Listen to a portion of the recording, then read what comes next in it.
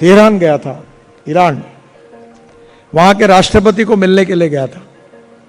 मैं चाबार करके एक पोर्ट बना रहा था, तो जब ईरान में गया था तो राष्ट्रपति को मिला। उनने मुझे पूछा, मिस्टर गडकरी आपको पता है हमारी पर्शियन कहां से आई? मैंने कहा मुझे नहीं पता।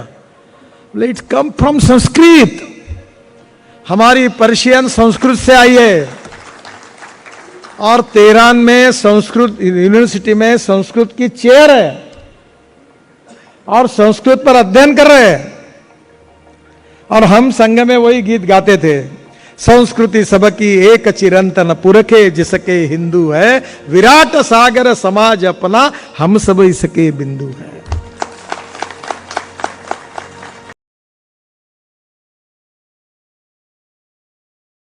हमारे देश के पुनर्निर्माण के बारे में हम लगातार अलग अलग क्षेत्र में कोशिश करते रहते हैं। राष्ट्रवाद ये सर्वोपरि है। हम दो चार रहे न रहे, तेरा वैभव अमर रहे माँ, यही हमारा विचार है। और इसलिए इस राष्ट्र को सर्वांगीण रूप से सभी क्षेत्रों में विकास करके दुनिया की महाशक्ति बनानी है, यह कल्पना लेकर हम कार्य करने की कोशिश करते रहते हैं। राष्ट्रवाद के साथ अगर देश को समृद्ध और संपन्न करना है तो सुशासन होना चाहिए और विकास होना चाहिए। सुशासन और विकास के साथ राष्ट्र का पुनर्निर्माण होगा और राष्ट्रवाद की भावना से राष्ट्र के सर्वांगीण क्षेत्र में प्रगति और विकास होगा। और ये करते समय हमने स्वाभाविक रूप से हमारे आर्थिक और सामाजिक चिंतन की विशेषता ये है कि आज विश्व में जो जो चिंतन थे वो अपने ही भूमि पर परास्त हुए हैं। हमारा सामाजिक आर्थिक चिंतन पंडित दीनदयाल उपाध्याय जी ने अंत्योदय का जो थिंकिंग दिया है, जो सोशो इकोनॉमिक थॉट है, वो हमारी एक प्रकार से मिशन है और हमारा उद्दिष्ट है। इस समाज में जो शोषित है, पीड़ित है, दलित है, जिनके पास रहने के लिए मकान नहीं है, खाने के लिए रोटी नहीं है, शरीर पर कपड़ा नहीं है, उस दरिद्र नारायण को हम परमेश्वर मानकर, भगवान मानकर उसकी निरंतर सेवा करते रहेंगे। और जिस दिन उस व्यक्ति को रोटी, कपड़ा और मकान मिलेगा, उसी दिन हमारा कार्य पूरा होगा। ऐसे पंडित दीनदयाल उपाध्याय जी का आर्थिक चिंतन अंत्योदय के रूप में हमारा उद्दिष्ट है। हम एक स्वस्थ समाज के घटक हैं। हम विस्तारवादी नहीं है, हम आक्रमणकारी भी नहीं है। भूटान जैसा छोटा सा राष्ट्र हो, नेपाल हो, हम किसी की जमीन को हड़पना नहीं चाहते, क्योंकि हमारी जो संस्कृति है, जो भारतीय संस्कृति है, जो हिंदू संस्कृति है, उसमें सबका साथ, सबका विकास और विशेष रूप से वसुधैव कुटुंबकम, यही हमारी तत्व को हमने स्वीकार किया है। केवल मेरा कल्याण न हो, सब विश्व का कल्याण हो, ये जो भावना है, ये विश्व के कल्याण की भावना जो है, ये सही अर्थ में सबसे पुरोगामी, प्रगतिशील ऐसी भावना लेकर हमारी संस्कृति, इतिहास चलता है।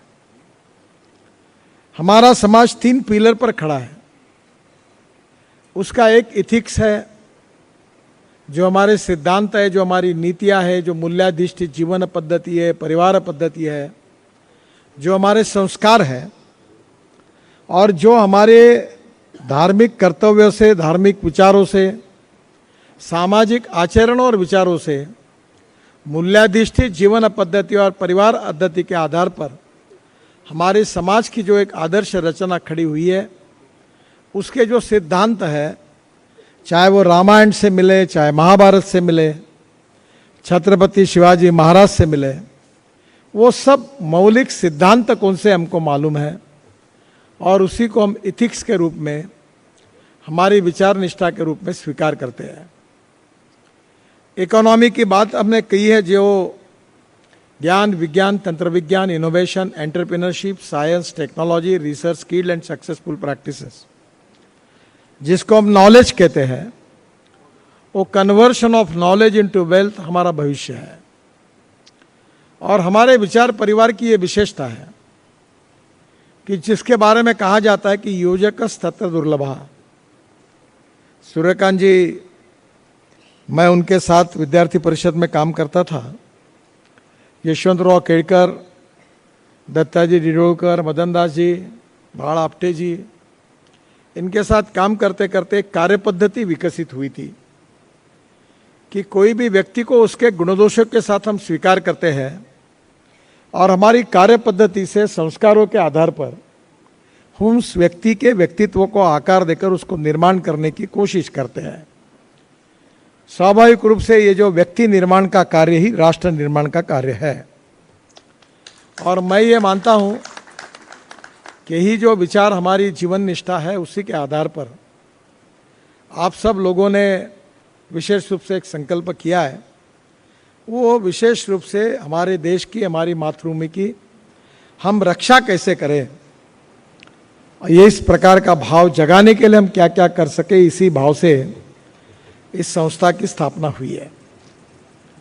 मैं इतना ही कहना चाहूँगा कि अभी हम लोग, पहले लोग हमको बहुत ही निगलेक्ट करते थे क्योंकि हमारा अस्तित्व उस समय छोटा था, पर अब हम ग्लोबल इकोनॉमी में दुनिया के आकर्षण का केंद्र बने हुए हैं। We are the fastest growing economy in the world. हम 5वें नंबर पर आए हैं। आत्मनिर्भर भारत की ओर तेजी से आगे बढ़ रहे हैं।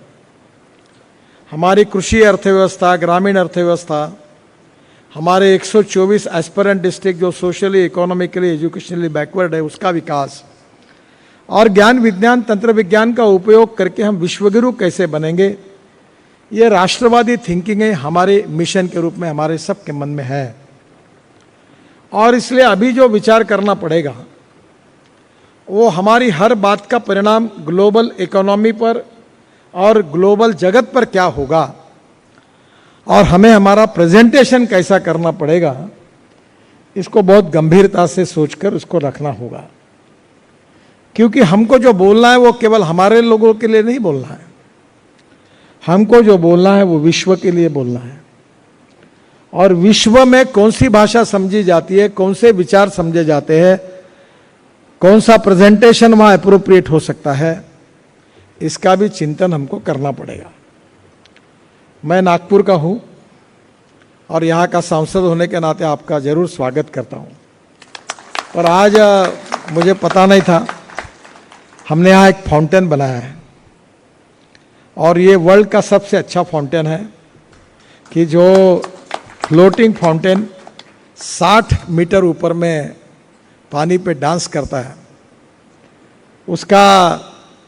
उसके पंप हमने टर्की से लाए, उसका आर्किटेक्ट फ्रांस से आया, उसकी अंग्रेजी कमेंट्री अमिताभ बच्चन की है, हिंदी कमेंट्री गुलजार साहब की है और मराठी कमेंट्री नाना पाटेकर की है, और उसका पूरा संगीत AR रहमान का है। तो जरूर रोज 10-10 हज़ार लोग आते हैं, हम कंट्रोल करना फुकट में दिखाते हैं सबको, तो अभी मुश्किल हो गया हमको। कल देवेंद्र जी आए थे तो अभी 40% काम हुआ है। तो उसकी विशेषता मैं बता रहा था, वहाँ मैं एक लोटस गार्डन बना रहा हूँ। तो जब मेहनत कर रहे हैं तो मैं और मेरे मित्र हम कोशिश करते हैं, 950 जातियों की कमल के फूल की जाति हमने इकट्ठा की। और मैं जब कनाडा में गया था तो वहाँ वैनकूवर में मैंने एक बुशर्ड गार्डन देखा था। तब मुझे लगा कि हमारे देश में भी ये होना चाहिए। तो अभी हमने जो इकट्ठा, मैंने 50 लाख रुपए मेरे नर्सरी से पंजाबराव कृषि विद्यापीठ को दी, बहुत बड़ी नर्सरी है, और वहाँ हम लोग 5,500 गुलाब की जातियाँ डेवलप करके वर्ल्ड का सबसे बड़ा फ्लावर गार्डन बना रहे हैं। तो उसी के बाजू में एक बिल्डिंग बना रहे हैं जो 11 मंजिलों की है, 4 मंजिले पूरे हुए। उसमें ऑटोमेटिक 1100 गाड़ियों का पार्किंग है और हर मंजिले पे 30,000 स्क्वायर फुट का फूड मॉल, और 10वें मंजिले पर 4 मल्टीप्लेक्स है और 11वें मंजिले पर रिवॉल्विंग रेस्टोरेंट है। वो बहुत अच्छा है। पर उसकी बात करते हुए मैं आपको एक बात बताना चाहूँगा। कि उसके ऊपर नागपुर का इतिहास हमने रखा है। वो पानी से बड़ा स्क्रीन तैयार होता है और नागपुर का इतिहास उसमें रखा गया। तो 980 में नागपुर का पहले क्या हुआ तब से लेकर आज तक का पूरा इतिहास वहाँ पानी पर चित्रों के साथ दिखता है, स्क्रीन पानी का होता है। तब पहली बार हमें पता चला कि हमारे शहर में कौन से समय क्या था। हमारे देश में राम जन्म की शोभा यात्रा निकलती वो भी है, हमारे यहाँ मारबत और बड़गे निकलते हैं वो भी है, और पूरा नागपुर का क्या है उसकी हिस्ट्री लिखी हुई है। तो मुझे फिर ध्यान में आया कि मैं इतने, आज मेरी उम्र 65 साल की होने के बाद में भी मुझे नागपुर का इतिहास बराबर मालूम नहीं था। पर पहली बार जिन्होंने रिसर्च किया और उसका प्रेजेंटेशन अच्छा हुआ तब मुझे नागपुर का इतिहास मालूम हुआ। हमारी हिंदू संस्कृति, भारतीय संस्कृति बहुत महान है, पर इसकी महानता केवल महान कहकर नहीं होगा। इसकी महानता का संबंध योग विज्ञान से है, आयुर्वेद से है। मैं जर्मनी में गया था तो वहाँ मुझे वहाँ के जर्मन लोग पूछने लगे तो आयुर्वेद के बारे में इतने वो पूछ रहे थे कि मुझे भी पता नहीं था।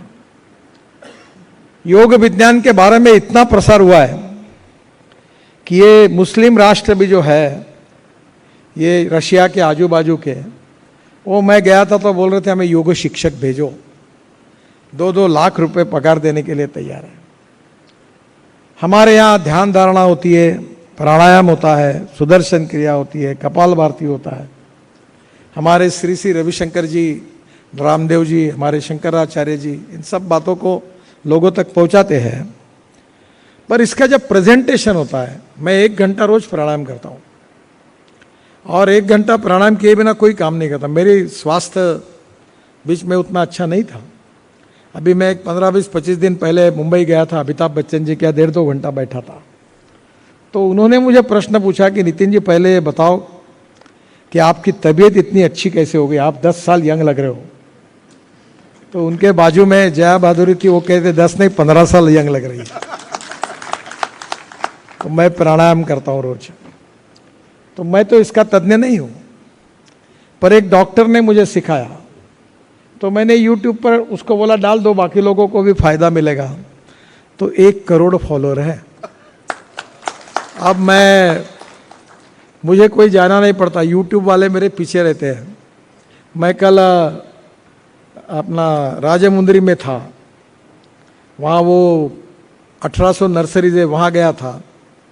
फिर तो मैं वहाँ से आया तो वो सब 1 मिनट में मेरे कार्यक्रम पूरे YouTube पर है। अब मुझे 2.5 से 3 लाख रुपए महीना कमाई होती है, क्योंकि मैं जब कार्यक्रम होता है तो YouTube पर देखते तो मुझे पैसा मिलता है। तो क्या था, मैं भी, it is beyond my imagination कि लोग बदले हैं, देश बदला है, विज्ञान बदला है। हमारे यहाँ सुप्रीम कोर्ट में एक निर्णय हुआ था हमारे संविधान के बारे में, केशवानंद भारती केस में।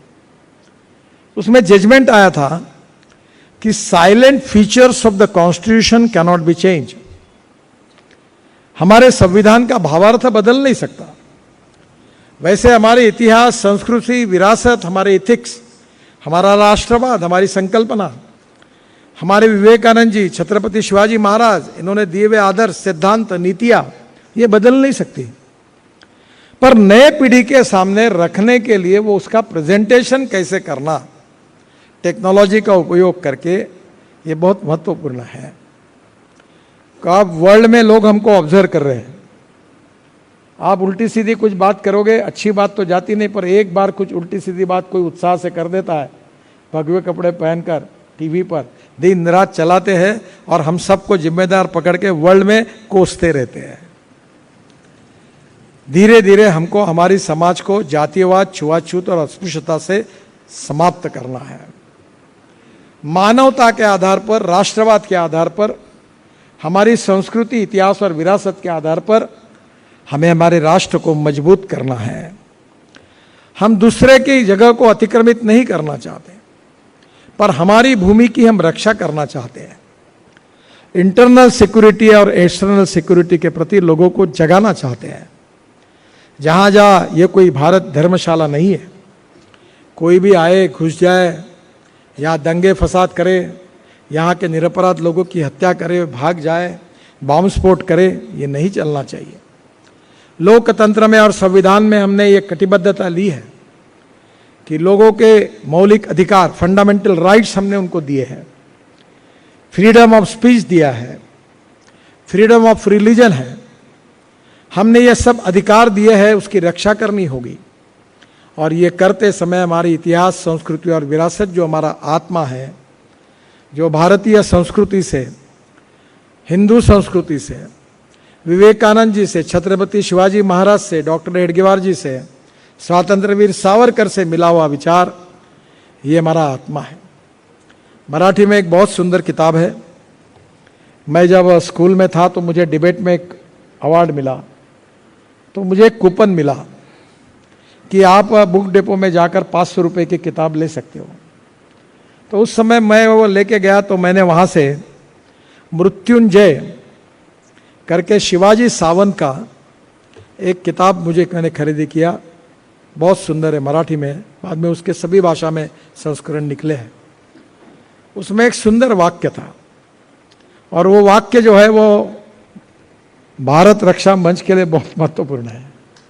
वो वाक्य ये था कि सामर्थ्यवान व्यक्ति ही शांतता और अहिंसा प्रस्थापित कर सकता है। दुर्बल व्यक्ति ने शांति और अहिंसा पर कितना भी बोला तो भी लोग सीरियसली नहीं लेते हैं। हमें सबल बनना है, हमें सामर्थ्यवान बनना है। टेक्नोलॉजी के साथ, डिफेंस के साथ, नई नई टेक्नोलॉजी के साथ सबको हमको बनना है। मुझे याद है, मैं जब शिपिंग मंत्री था तो एक जहाज बनाने के लिए गया था वर्ल्ड का, जिसका अभी मोदी जी ने कोचीन में उद्घाटन किया था, जिस पे हवाई जहाज उतरते हैं। तब उसी समय मैंने कहा था कि ऐसे एक नहीं 10 हवाई जहाज भारत को चाहिए। दुनिया में कहीं भी जाना होगा तो हमारे 100 प्लेन वहाँ रहेंगे और समुद्र से कहीं भी उड़कर कहीं भी जा सकेंगे, क्योंकि हमें देश की रक्षा करनी है। पर केवल देश की रक्षा नहीं करनी है, विश्व की रक्षा करनी है। भगवान श्री कृष्ण ने भगवत गीता में दिया हुआ संदेश ये वर्ल्ड फिलोसॉफी है। जब जब धर्म को यदा यदा ही धर्मस्य ग्लानिर्भवति भारत अद्भुत्थानम धर्मस्य तदात्मानं सृजाम्यहम्। जहां अन्याय होगा, जहां अनाचार होगा, जहां संस्कृति और मूल्यों को खत्म किया जाएगा, जहां स्वातंत्र्य खत्म किया जाएगा, जहां सच्चे ईमानदार व्यक्ति के साथ अन्याय अत्याचार होगा, वहां सुराज्य की स्थापना करेंगे, जो छत्रपति शिवाजी महाराज ने कहा था कि ऐसा राज्य होगा कि किसी के आधार पर, जात पंथ धर्म भाषा के आधार पर अन्याय नहीं होगा।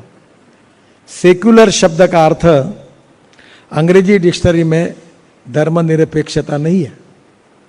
सेक्युलर शब्द का अर्थ है सर्वधर्म समभाव, पर बीच में अपीजमेंट ऑफ माइनॉरिटी यानी सेक्युलरिज्म अर्थ बन गया। सब धर्म का सम्मान करो, सबका सम्मान करो, सबका कल्याण हो, सहिष्णुता, सहनशीलता, सर्व समावेशकता, ये हमारा ये हमारा प्रतीक है। इराक से, ईरान से पारसी आए, यहूदी आए, सब हमारे संस्कृति में पूरी तरह मिल गए। मैं तेहरान गया था, ईरान, वहाँ के राष्ट्रपति को मिलने के लिए गया था। मैं चाबार करके एक पोर्ट बना रहा था, तो जब ईरान में गया था तो राष्ट्रपति को मिला। उनने मुझे पूछा, मिस्टर गडकरी आपको पता है हमारी पर्शियन कहाँ से आई? मैंने कहा मुझे नहीं पता। बोले इट कम फ्रॉम संस्कृत, हमारी पर्शियन संस्कृत से आई है। और तेहरान में संस्कृत यूनिवर्सिटी में संस्कृत की चेयर है और संस्कृत पर अध्ययन कर रहे हैं। और हम संघ में वही गीत गाते थे, संस्कृति सबकी एक चिरंतन पुरखे, जिसके हिंदू है विराट सागर समाज अपना, हम सब इसके बिंदु है। विचार हमारा सही है, पर कैसे रखना, कैसे बोलना, और बोलने के बाद विश्व ने उसको स्वीकार करना, इसके लिए भी सोच कर अपनी बात को रखना होगा। मैं ये बात नहीं कह रहा हूं कि कोई विचारों के साथ कॉम्प्रोमाइज करो, पर ज्ञान, विज्ञान, तंत्र विज्ञान, इनोवेशन, ये नई नई परिभाषाएं बदली है। जो लोग पहले धोती पहनते थे, अब धोती वाला कोई नहीं दिखता। टोपी पहनते, वो टोपी वाला नहीं दिखता। अब लोग पैंट पहनने लगे। अब भगवा पे, इनके ऊपर भगवा दुपट्टा है, पर अंदर में जीन की पैंट है। ये सुविधा है।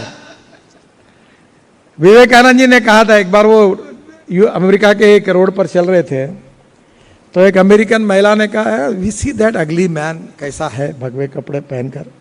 तो उनके कान पर गया, और वो फिर नजदीक आकर उन्होंने कहा, उन्होंने क्या कहा होगा? उन्होंने कहा, dear sister, I am coming from the country where character makes the man, and I am coming in the country where tailor makes the man. कपड़े से आदमी नहीं होता, आदमी उसके संस्कारों से, उसके गुणों से, उसके व्यक्तित्व से उसका मूल्यमापन होता है। और इसलिए हिंदुत्व, हिंदू विचार पद्धति, जीवन पद्धति, संस्कार, संस्कृति, इतिहास और विरासत बहुत बड़ी है। मैं आखिर में, मुझे समय कम है, एक अच्छा उदाहरण बताऊंगा आपको। मैं ब्रिटिश पार्लियामेंट में गया था, वहाँ मुझे भाषण करने का मौका मिला, और लौटने के बाद मैं प्रधानमंत्री के यहाँ चाय पीकर फॉरेन मिनिस्टर के यहाँ गया। तो फॉरेन मिनिस्टर ने मुझे पूछा कि आपके देश की सबसे बड़ी समस्या कौन सी है? तो मैंने कहा, गरीबी है, भुखमरी है, बेरोजगारी है, पॉपुलेशन बहुत बड़ी है। फिर मैंने उनका उल्टा प्रश्न पूछा कि आपके देश की सबसे बड़ी समस्या कौन सी है? तो उन्होंने कहा कि हमारे देश में अभी हमारे लड़के लड़कियां शादी ही नहीं करते, लिविंग रिलेशनशिप में रहते हैं। हमारी समाज व्यवस्था उद्ध्वस्त होने के कगार पर खड़ी है, भविष्य में कैसे मार्ग निकलेगा समझ में नहीं आता। उनने मुझे प्रश्न पूछा, क्या आपके देश में इतनी गरीबी है, तो क्या आपके देश में यह समस्या नहीं है? तो मैंने उनको कहा, यह समस्या नहीं के बराबर है। तो उन्होंने कहा, ऐसे कैसे हो सकता है? बोले, ये क्यों है? तो मैंने उनको कहा, हमारी शिक्षा पद्धति, हमारी जीवन पद्धति, हमारी परिवार पद्धति मूल्याधिष्ठित है। हमारे जीवन मूल्य, ये हमारे समाज की ताकत है, और उसके जो संस्कार मिले हैं उसके कारण हम गरीब जरूर है, पर हमारा सामाजिक जीवन संस्कारित है। यही भारतीय समाज की विशेषता है। रामायण हो, महाभारत हो, भगवत गीता हो, साधु संत हो, हम बार बार कहते हैं की थोर महात्मे होऊन गेले, चरित्र त्यांचे पहा जरा, आपण त्यांच्या समान व्हावे, हाच सापडे बोध खरा। तो मुझे लगता है कि एक तरफ समृद्ध, संपन्न, शक्तिशाली, सुरक्षित समाज की निर्मित करने से ही प्रगतिशील, समृद्ध, संपन्न, शक्तिशाली राष्ट्र का निर्माण होगा। दूसरी ओर हमारे विचार के आधार पर सहिष्णुता, सहजता, सर्वसमावेशकता और सर्वधर्म समभाव, इसके आधार पर जातीयवाद और सांप्रदायिकता को मुक्त करके कोई व्यक्ति उसकी जात, धर्म, पंथ, भाषा और सेक्स से बड़ा नहीं होता, उसके गुणों से बड़ा होता है। इसी विचार पर विश्वास रखकर हमें भारतीय समाज की निर्मित करनी है, और इस निर्मित में हमारी इंटरनल सिक्योरिटी और एक्सटर्नल सिक्योरिटी, अंतर्गत और बाह्य सुरक्षा दोनों महत्वपूर्ण है। और इस क्षेत्र में आप गंभीरता से चिंतन कर रहे हैं। सूर्यकांत जी अनेक दिनों से यह कार्य प्रभावी रूप से कर रहे हैं। मैं इस कार्य को हृदय से बहुत बहुत शुभकामनाएं और शुभेच्छाएं देता हूं।